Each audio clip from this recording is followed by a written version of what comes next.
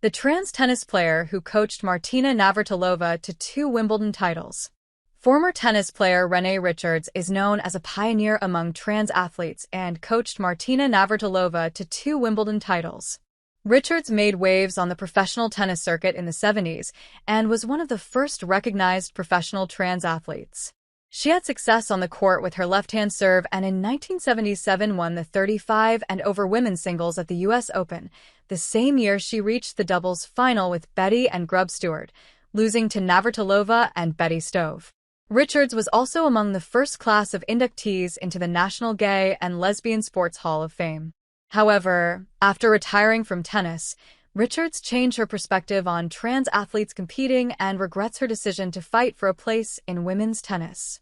Renee Richards' groundbreaking legal battle. Richards played in the U.S. Open men's singles in 1955 and 1957. But in 1975, aged 40, underwent gender-affirming surgery. She chose the name Renee, the French word for reborn. She then returned to amateur tennis. However, after just 1 year, she was outed by TV anchor Dick Carlson, right-wing pundit Tucker Carlson's father, after she won a women's singles division title at La Jolla, in California. The story made national headlines and prompted the U.S. Tennis Association, the Women's Tennis Association, and the U.S. Open Committee to introduce genetic screening for female players. Richards refused to take the test to play as a woman in the U.S. Open in 1976, resulting in her being barred from the competition as well as from Wimbledon and the Italian Open. Richards challenged the policy, taking the case to the New York Supreme Court, which ruled in her favor, a case now seen as a landmark moment in trans athletes' access to sport, allowing her to compete at the U.S. Open in 1977. Tennis legend Billie Jean King, who had played doubles with Richards, was a vital voice in Richards' campaign for equality. King, who has 39 Grand Slam titles to her name, insisted that Richards, despite being close to 6 feet 2 inches tall, did not enjoy physical superiority or strength so as to have an advantage over women competitors in the sport of tennis. A number of other women tennis players at the time were much the same height. Renee's views on trans athletes.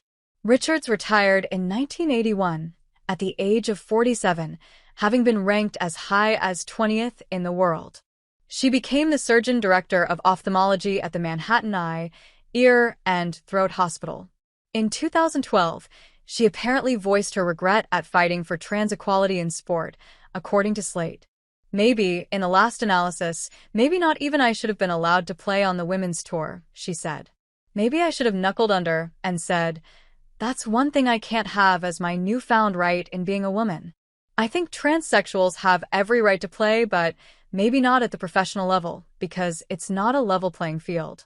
Having lived for the past 30 years, I know if I'd had surgery at the age of 22, and at 24 went on the tour, no genetic woman in the world would have been able to come close to me. So, I've reconsidered my opinion. There is one thing that a transsexual woman unfortunately cannot expect to be allowed to do, and that is to play professional sports in her chosen field. She can get married, live as woman, do all of those other things, and no one should ever be allowed to take them away from her. But this limitation, that's just life. I know because I lived it. Her comments echo President Donald Trump's executive order, keeping men out of women's sports. The directive essentially prohibits transgender women and girls competing in women's sports. In April 2024, Richards provided the Women's Tennis Association with a position paper on the participation of transgender women in sports. It was published by Sport Illustrated last February. Male anatomy and physiology cannot be reformatted by estrogen therapy in transgender women because testosterone has driven permanent effects from early life exposure, she wrote. I believe that having gone through male puberty disqualifies transgender women from the female category in sports.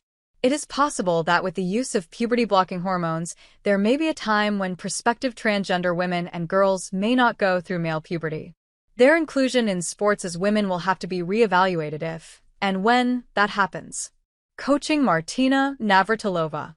Richards coached lesbian superstar Navratilova from 1981 to 1983. During that time, the Czech-American player won Wimbledon in 1982 and 1983, the Australian Open in 1981 and 1983, the French Open in 1982, and the US Open in 1983.